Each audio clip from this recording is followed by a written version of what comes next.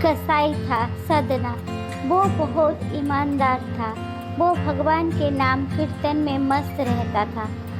यह तक कि मांस को काटते बेचते हुए भी वो भगवान नाम गुनगुनाता रहता था। एक दिन वो अपनी ही धुन में कहीं जा रहा था कि उसके पैर से कोई पत्थर टकराया। वो रुक गया। उसने देखा एक काले रंग के गोल पत्थर से उसका पैर टकरा गया है। उसने वो पत्थर उठा लिया और जेब में रख लिया, ये सोचकर कि ये तोलने के काम में लगाया। कुछ ही दिनों में उसने समझ लिया कि वो पत्थर कोई साधारण नहीं है। जितना वजन उसको तोलना होता, पत्थर उतने वजन का ही हो जाता है। धीरे धीरे ये बात फैलने लगी कि सदना कसाई के पास वजन करने वाला पत्थर है। वो जितना चाहता है पत्थर उतना ही हो जाता है। किसी को एक देना होता तो तराजू में उस पत्थर को एक तरफ डालने पर दूसरी ओर 1 किलो का मांस ही तुलता। अगर किसी को 2 किलो चाहिए हो तो वो पत्थर 2 किलो के भार जितना भारी हो जाता। इस चमत्कार के कारण उसके यहाँ लोगों की भीड़ जुटने लगी। भीड़ जुटने के साथ ही सदना की दुकान की बिक्री बढ़ गई। बात एक शुद्ध ब्राह्मण तक भी पहुंची। हालांकि वो ऐसी अशुद्ध जगह पर नहीं जाना चाहते थे जहाँ मांस काटता हो, वो बिकता हो, किंतु चमत्कारी पत्थर को देखने की उत्सुकता उसे सदना की दुकान तक खींच लाई। दूर से खड़ा वो सदना कसाई को मीट तोलते देखने लगा। उसने देखा कि कैसे वो पत्थर हर प्रकार के वजन को बराबर तोल रहा था।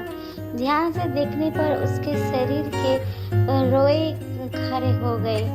भीड़ के हटने के बाद ब्राह्मण सदना कसाई के पास गया। ब्राह्मण को अपनी दुकान में आया देखकर सदना कसाई प्रसन्न भी हुआ और आश्चर्य से बड़ी नम्रता से सदना ने ब्राह्मण को बैठने के लिए स्थान दिया और पूछा कि वो उनकी क्या सेवा कर सकता है। ब्राह्मण बोला, तुम्हारे इस चमत्कारी पत्थर को देखने के लिए ही मैं तुम्हारी दुकान पर आया हूँ, या यूँ कहे कि ये चमत्कारी पत्थर ही मुझे खींचकर तुम्हारी दुकान पर ले आया है। बातों ही बातों में उन्होंने सदना कसाई को बताया कि जिसे पत्थर समझकर वो मांस तोड़ रहा है, वास्तव में वो शालिग्राम जी है, क्योंकि भगवान का स्वरूप होता है। शालिग्राम जी को इस तरह गले कटे मांस के बीच में रखना, वो उनसे मांस तोलना बहुत बड़ा पाप है। सदना बड़ी ही सरल प्रकृति का भक्त था। ब्राह्मण की बात सुनकर उसे लगा कि अनजाने में मैं तो बहुत पाप कर रहा हूँ।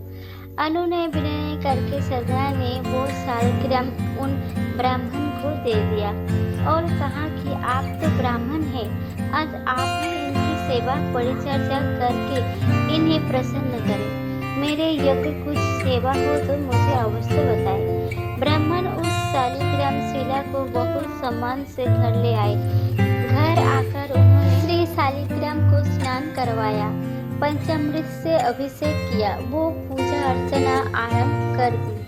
कुछ दिन ही बीते थे कि उन ब्राह्मण के सपनों में श्री शालिग्राम जी आए।